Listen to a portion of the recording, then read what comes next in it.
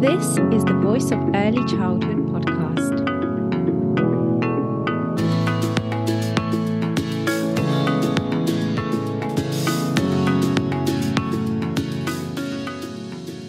Hello, everyone. Welcome to the Voice of Early Childhood. My name is Angelica Solinska. I'm your host.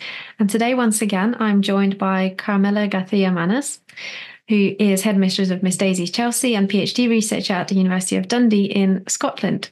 So thank you, Carmela, once again for joining. I know it's been quite a few episodes so far around your research. Thank you, Angelica. Yes, indeed. It's been quite a few, I must say. This is the fifth theme, if I'm not mistaken, and the sixth episode. Yeah, that's right. Yeah. So this episode is part of a series around Carmela's PhD research into education for social sustainability through socio-dramatic play. So I'll just do a quick recap of the episodes so far. So in the previous episodes, Carmela discussed the context of her research, the first four themes, which included poverty and race, children's understanding of power dynamics, social norms and subordination, and the three essential skills for social sustainability. And this episode, Carmela will be discussing perceiving fairness as an act of equal sharing. So, Carmela, I know that you're particularly excited really, to share this theme, and you're particularly interested in the act of fairness and sharing and everything that came about from your research in this particular theme links to a lot of things, doesn't it? Yeah, it's true that I am particularly excited about this topic for several reasons. First of all, the title, Perceiving Fairness as an Act of Equal Sharing, should be followed by a question mark. And it's true that fairness has not yet surfaced as a subject, as a topic itself, but it has also evolved into a theme and of course connected with sharing. Now in the analysis, what I explore is two compatible possibilities. The first one is that fairness emerges early on as an act of sharing resources equally, and then is refined and influenced by experiences throughout one's life, at home and so on. And the second perspective is that children's demonstration of fairness extends beyond mere equal resource distribution, involving intricate actions such as, for example, sacrificing resources for others, prioritizing others' needs, and advocating for each other. And this is very interesting because we find in the literature that all the work that has been done again on children rather than with children, mainly experimental, has talked about children understanding fairness as an act of equal sharing. However, there is recent literature by Lee and other authors that shows that children's understanding of fairness goes beyond equal sharing, that they can actually think of or take into account the context, how the other feels, and their needs as well. So really taking it into more equity rather than simply equality, and considering the whole context. Exactly, and this is also I took this into account when developing the program. So in the first session, which we have discussed in previous episodes, in the first session, that is a no money, no shoes, where the children have to take a role and choose a job to pay.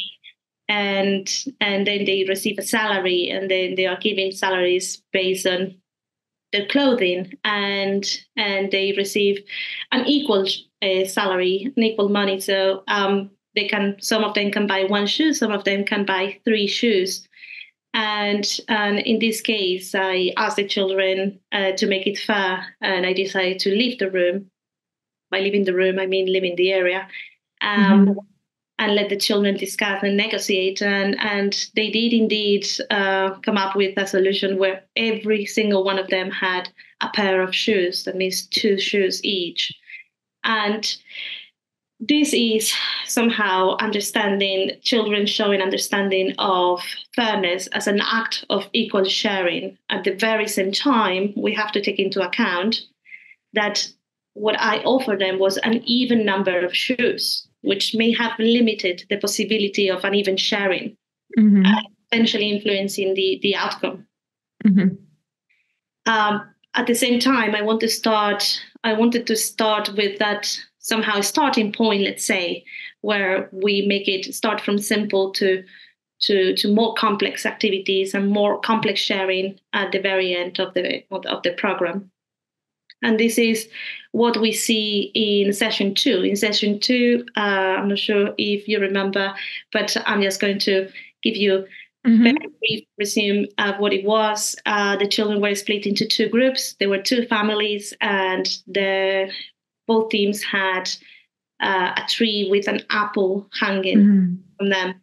And they had to reach this apple and share it. And it's true that we read a book, or on purpose, we read a book about coming up with different strategies by working together and sharing ideas together. And I just hope at the start of this session that this will somehow motivate children to find solutions together and share the apple and so on. And in this case, although we read the story, the children decided to just approach or solve the problem of reaching that soul apple individually, despite having previously discussed strategies together. Now, this could be linked to what Gross and Dedreau describe as the modern tragedy of the commons. Okay. What does that mean? Yeah, it's an interesting one. This means that this situation stems from the inefficient allocation of resources, meaning there's one for 5 children, one apple for 5 children.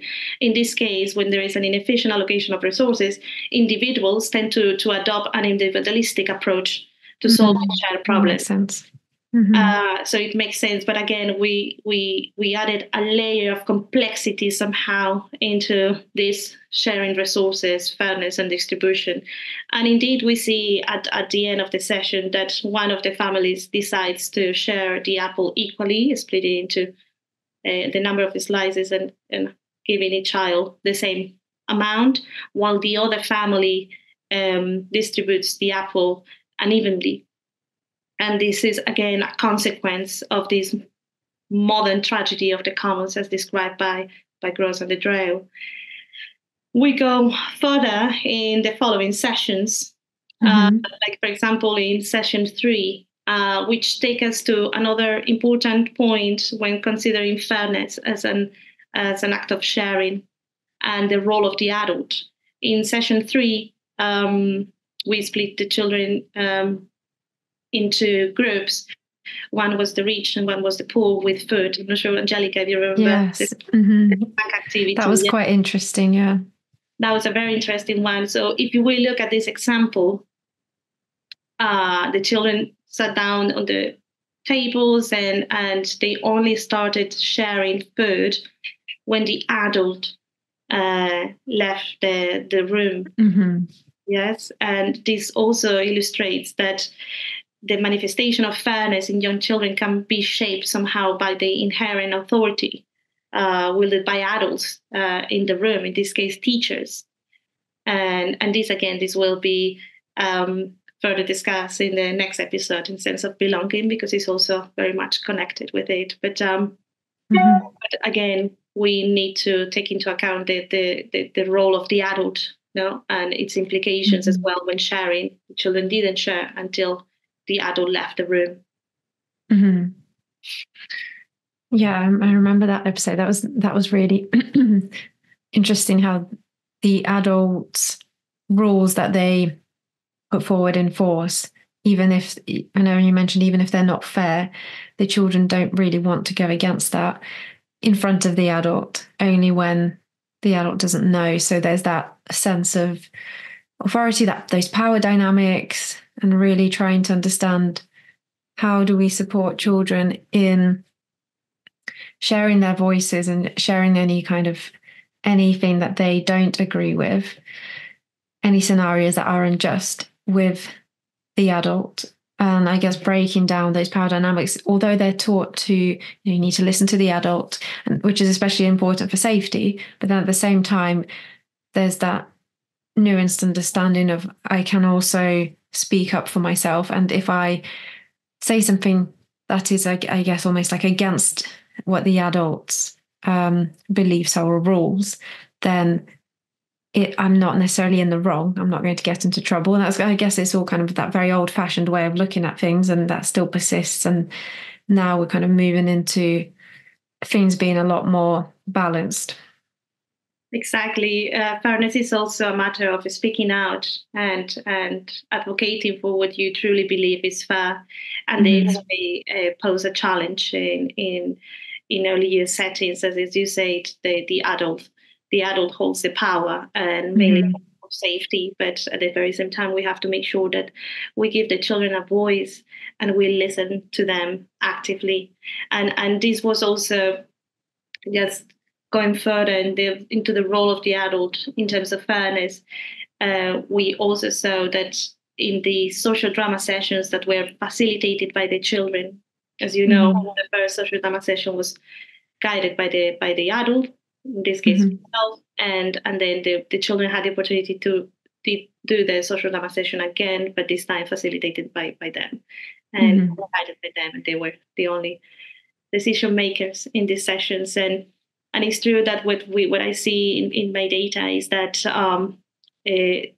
this concept of fairness extends beyond mere equal sharing, especially in those social drama sessions that were facilitated by the children, where adults were not directly involved in the play. Yeah, that again supports previous literature like work of Lee and others that shows that children have the capacity to act in ways that support equity and social justice by considering others and the context as well. And this is seen in the final session, which is session 10, among others, which I think is a perfect example. The children in session 10, which I think we didn't talk about in the previous episodes, so I may explain myself for a little bit longer on this one. So in session 10, the children had to role play some of the sessions that we did in the previous weeks. So basically the whole classroom, it's quite a big classroom, was set with some props from session 1, such as the shoes, a cash machine, the salary, the money, the houses from session 5, the water, and the bus, and so on. But this time the children came into the classroom, and I asked them, okay, you have arrived to an unfair world. Now is how would you make it fair? And then I asked the children to enjoy and play. So the children took on different roles, and this was very interesting to see. First of all, they were incredibly comfortable with their environment. One child took the role of the cash machine and started sharing the money. The other one took the role of the owner. The other one took the role of the child who eats the snack. So different roles, but everything happening very organically. And it was lovely to see how the children were sharing. And for example, in session 10, one of the children exemplified prioritizing her friend's fairness over her own needs by giving the other child her money, even if it meant having nothing left for herself. So she basically saw that the other child didn't have any money and offer her money to the child, even knowing that she will be left with none. That's not necessarily fair, but actually the child is understanding that they will compromise their own needs and share for the good of someone else. So it is, again, looking at equity rather than equality. Exactly. And when I asked this child, oh, but you have nothing, so why? The child said, well, that's okay. That's okay. Someone will share. Like hoping that the other person someone else will do, yes. Yeah. Exactly. Someone will share, and like hoping someone shares, like hoping, I mean, she said someone shares, meaning I interpreted this like she was meaning someone will share with me, like it will somehow. But but it's also very interesting how they have also acquired this cohesion as a group to that extent that they truly believe that I may do a good act for someone, but I'm sure that someone will do the same for me in next. And that was beautiful to see. And the same with the water. A child shared the water, and I am unsure if the child knew that by sharing the water she would be left with none. But she shared the water, and then when the other child saw this child sharing all the water and being left with none, the other child came to her and shared his water with the child. Again, seeing that sharing beyond equality, more based on the child's needs and what they perceive that the friends or the peer community needs. And this complexity suggests that children possess the capability to devise solutions that endorse equity in diverse ways. Yes, and not necessarily entailing equal sharing. And also, I have other examples of children. When I ask children what is fair, what is fairness, and so on, I have several answers saying, if you share, it's fair. Again, link very much with sharing. Hiya! Just quickly, I wanted to ask a favour from all of the listeners and viewers.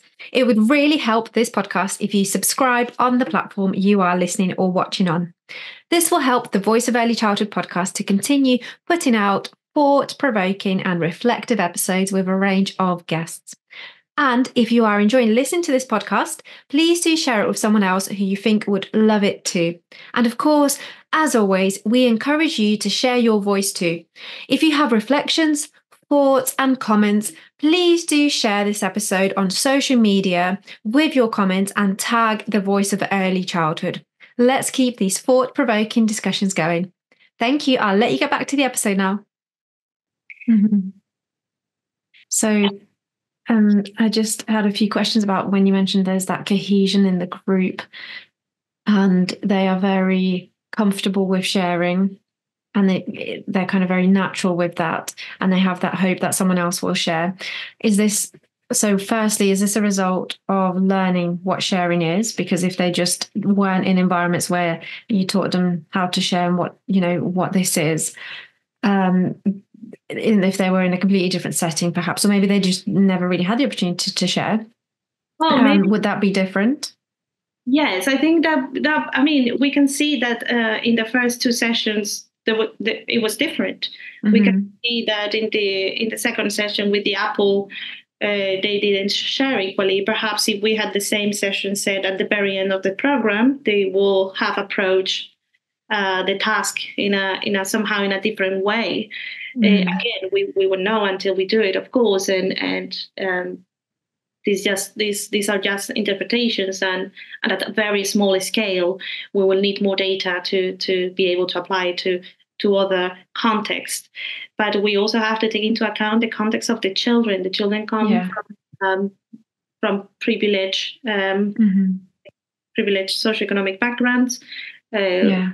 Believe that they don't feel perhaps that lack of resources, and so perhaps this also plays a role. And the very same thing in terms of ethnicity.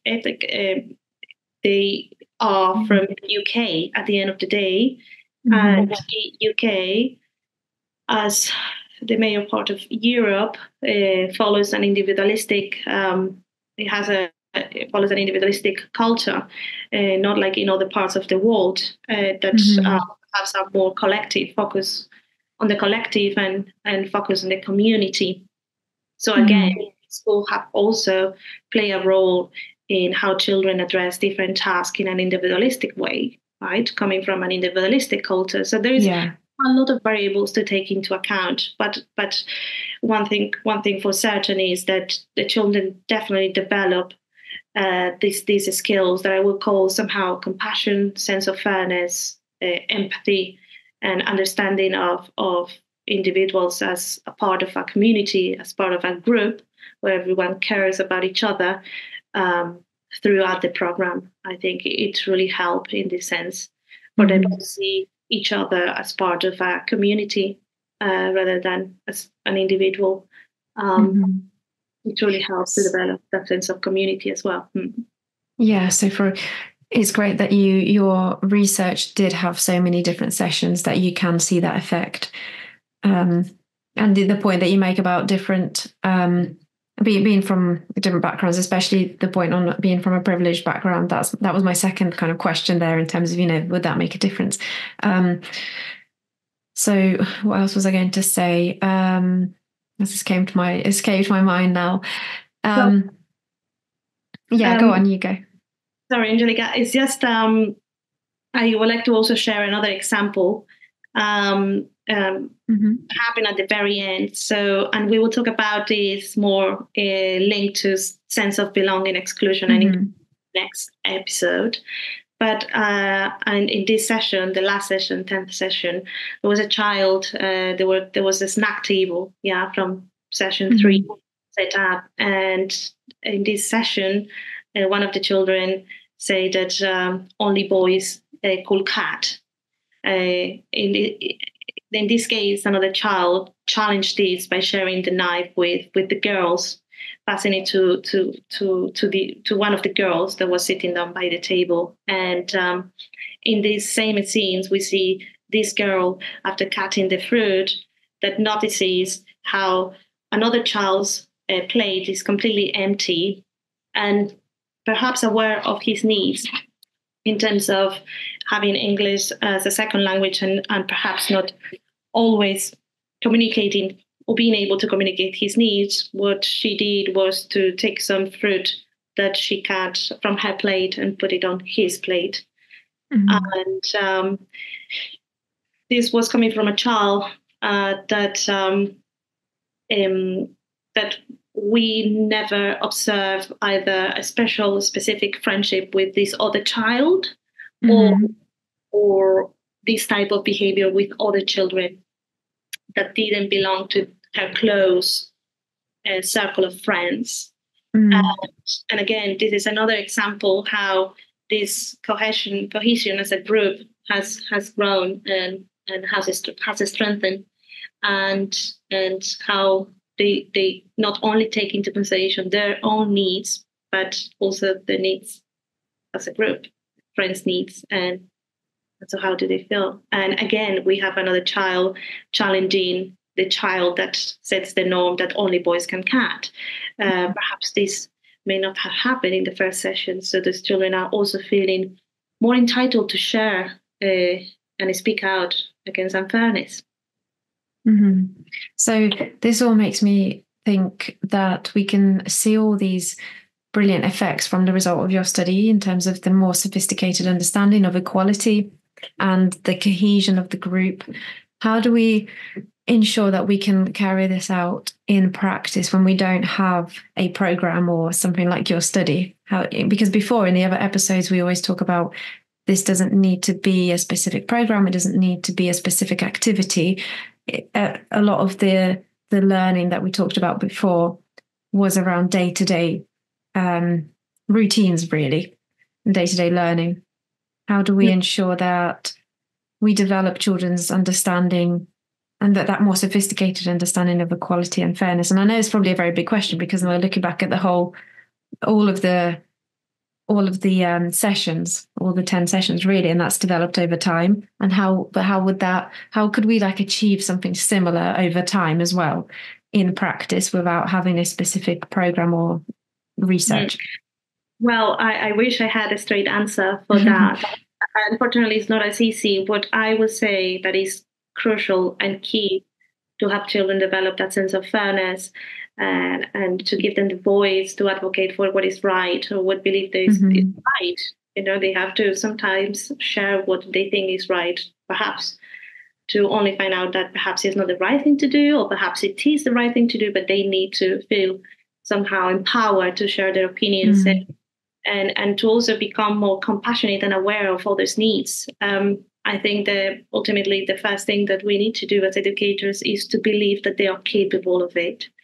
I think sometimes we see young children as, okay, they're very young, there's still too much to learn, and perhaps they have come to understand this. They are not. You just have to find a way the appropriate way for their age and their initial understanding. And do not stop there. If you see that a child is sharing, perhaps explore equity with that child, that child is sharing equally, and ask questions and listen to their thoughts. I find storybooks as well very helpful. I think they are very good storybooks. I feel like the literature in terms of storybooks for young children have grown a lot, and yeah, definitely complex in the last 5-10 years. So let's make the most of that beautiful resource that also increases the love of reading. Very important as well. And yes, perhaps just changing our attitude and our views of young learners and their capabilities, and just go a step further. I always say, for them to achieve, you first have to believe. Otherwise, they won't believe it themselves. I think that's the most important thing. And again, give them opportunities. Ask them why. Give them opportunities to share equally or not equally, and talk to them like if they were capable to understand. I think our view of what young children can do plays a crucial role, especially in complex issues such as fairness, equality, equity, and so on. And when we're talking about all of these skills that children are developing, they're important right now for them. It's not just about thinking about the future, but if we do think about the future and we think about society and children being active citizens in society, then when we talk about the fact that they understand, I guess, fairness beyond the act of material possession, that's what we were talking about, wasn't it? In terms of material possession, it's beyond that. And then also the fact that it's not just fairness in terms of equality, it's equity as well. How does that play out and link to society? And I know we talked about previously before recording, actually, resource distribution and everything like that. So we kind of see all of this in more simple terms, and it's kind of easier to understand when we talk about the preschool society. But then when we look at wider society, what does that look like there? Well, it's actually very, very key and important in the current society, and very much linked to sustainability. When we look at climate change and all the sustainability issues that we are facing right now, and we will be facing in the future, perhaps in a worse way, but it becomes crucial because the main issue comes from the production, consumption, and even distribution of resources that are limited. By teaching children from a very early age what fairness entails and the difference between equity and equality, or just teaching them about equality for starters. It doesn't need to be equity. I mean, we also have to go and take into account the child's own developmental stage and pace as well. But we certainly need to give the children a chance to better understand what fairness is and what is a fair and a resource distribution. Because, as I said, our resources are limited. This is something that we knew from the beginning, but we are now only realizing how crucial and important it is. And also, I think that will also play a knock-on effect in the consumption, our own consumption of resources, and so the production of resources. So very much linked to sustainability, not only social sustainability, economic, and also sustainability. I can see why you really like this particular theme, because it really ties everything nicely together, doesn't it? In terms of what we know is sustainability, a lot of the time, as we said in the very first episode, is environmental sustainability. And everything we've been talking about really is mostly social sustainability, and that's what your research is about. But actually, as you just mentioned, there's so many links, and you can't just pigeonhole sustainability into one area, really. There's so many intertwined links constantly. Indeed, it is, and I believe that all themes are, as you said, intertwined, and so it beautifully links to sustainability, and that's what I said in the in the first episode. Let's say that although we need to perhaps give social and economic sustainability a better place in when teaching about sustainability and not only focus on environmental, I still support that a multidisciplinary approach will be the best way to approach sustainability. I just wish that this was perhaps more equal between all dimensions, and rather than just focusing in the environmental dimension. But I believe this will also change. There is also literature and research that is growing in social and economic sustainability. So perhaps it's a matter of time. And we also have to take into account that sustainability is quite complex and a wide concept. So it requires time. We all need to learn at the end of the day and find the best ways. But to do so, especially in early childhood education, we need to make sure that we listen to children and that we do research with children rather than on them, and so to gain a better understanding of how to best support them. As you say, in the present, but also in the future.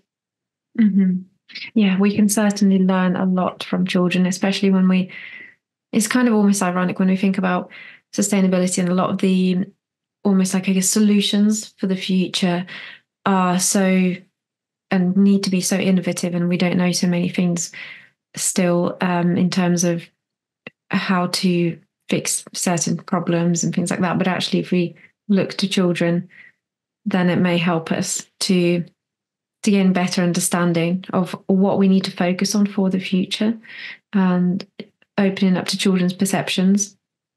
Exactly. And understanding as well that sharing what we see as common part of their play is not only common, but also functions as somehow as a strategic response to societal challenges. Yeah.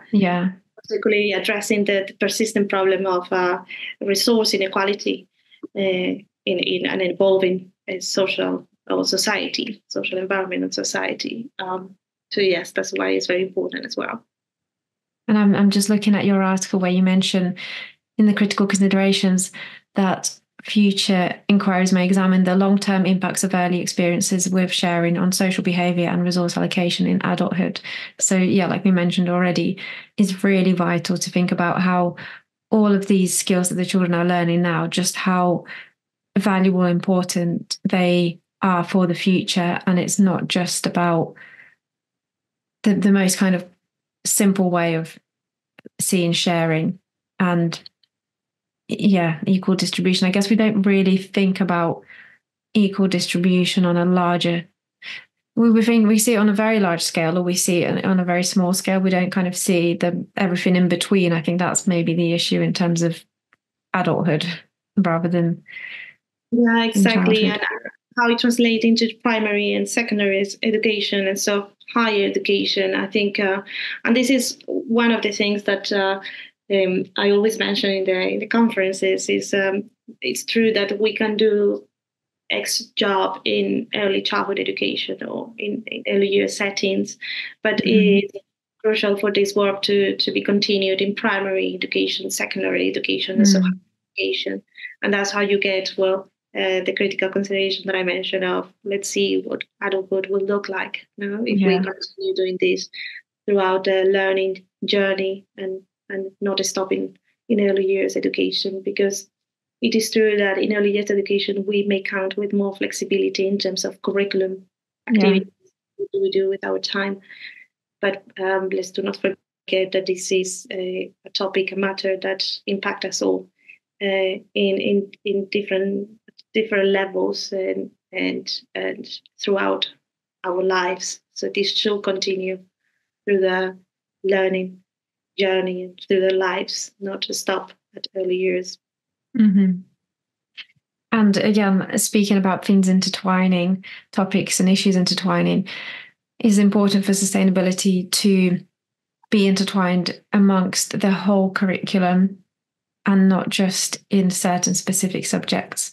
And certainly it can't really be a subject on its own either. Again, I think maybe I mentioned this in the last episode, but it reminds me of that approach of like alternative education and project-based learning.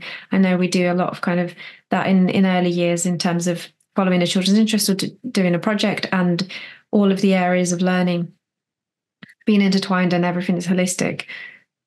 And if it was the case that was the same in primary and in secondary, that may kind of allow a lot more of these bigger issues to be explored more, one, naturally, and two, in context, and not just we're learning about this theoretically.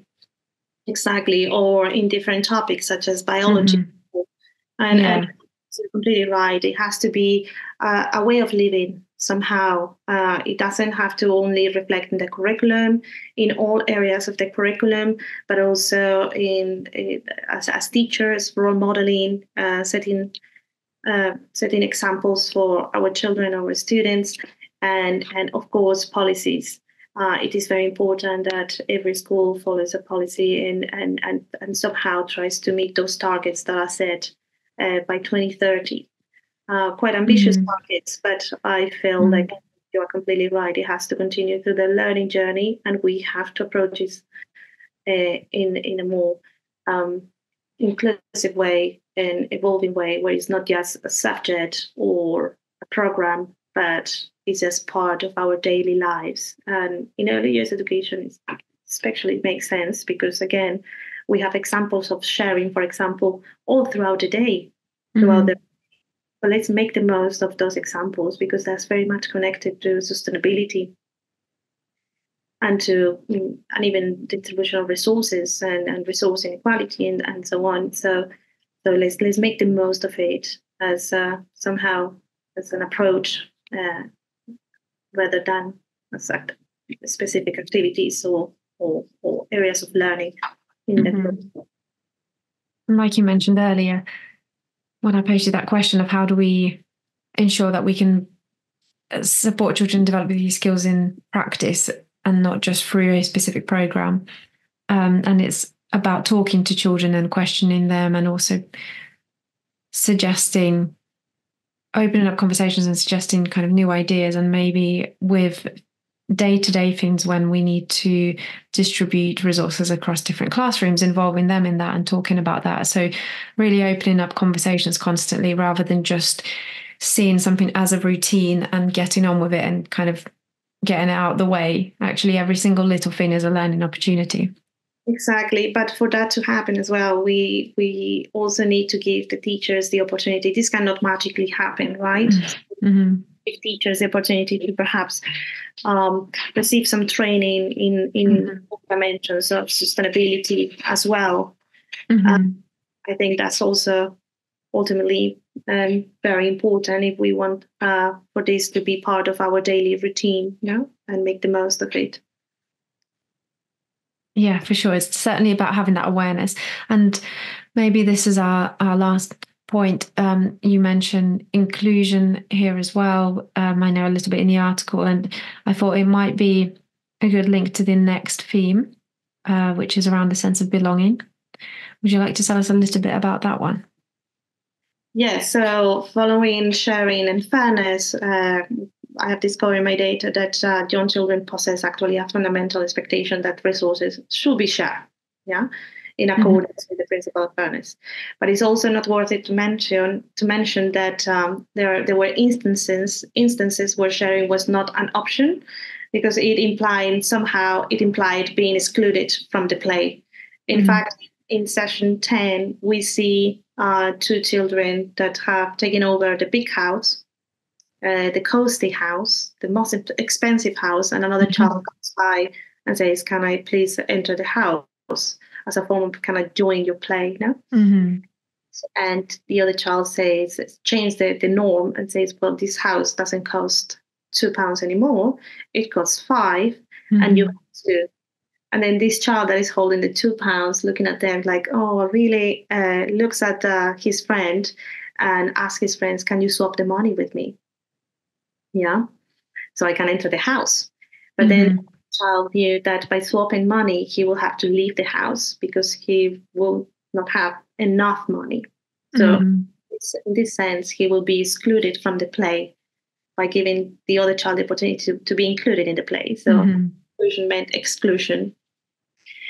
And the child, of course, said, I cannot swap the money because I want to stay in the house, but I can tell you who gave it to me. So this child, even if he decided to just stay in the house and not swap the money because he doesn't want to be excluded, he somehow finds the way to give his friends some tips in how to find a solution so he can also be included in the. And this is mainly built in Corsara's theory or concept that belonging to one group involves exclusion from others. And also, as an author, he also recognized that the fear of exclusion is a prevalent concern for young children, for children at this age. As we can see by the decision of this child not to exchange money with child. Yes. So these beautifully, again, because everything today is beautifully interlinked, yeah. This leads us to the next theme, which is sense of belonging. In the next theme, I will explore various episodes of exclusion and inclusion related to sharing and related to discussions and other things observed in the sessions and reflected in the discussions, and also investigate. I will investigate its impact on the preschool environment as well as a group. Fantastic. So this session, we've seen so many interlinks, and next session, it really will, next episode, really will bring absolutely everything together nicely, and we can talk about implications for practice even more as well, because I know every single episode we've been weaving those in as well. That's always important, but I'm suspecting we'll be able to discuss that even more in the next one too. Yeah, we will certainly talk about the key takeaways of the whole research, just to give it a good wrap up. Yeah. Yeah. Well, it's exciting to kind of see everything come together, and I guess for you it's quite exciting because it's your research that you've been doing for years, and it will almost be like a bit of a nice little summary before you actually do carry on summarizing it and working on it further and further before handing in your PhD eventually. It's my baby, yes. Well, thank you very much for sharing this theme with us, this episode being on the Voice of Early Childhood podcast once again. And I will say to all of the listeners that if you haven't already listened to previous episodes, I know we've mentioned a lot of them today actually, so it's definitely worth going back and having a listen to get a more of an understanding, more of a rounded understanding really, especially before the next episode. You can find all of the episodes and also Carmela's articles on the Voice of Early Childhood website, and the link is in this episode description. And as Carmela mentioned, the next episode is a sixth theme which emerged from her research all around a sense of belonging. So yeah, that's going to be a really interesting one, really wrapping everything up nicely, like we said. Yeah. So yeah, thank you to all of the listeners for tuning in once again. And thank you, Carmela, for joining again. And I'm looking forward to the final theme. Me too. Thank you, Angelica. Thank you all for listening.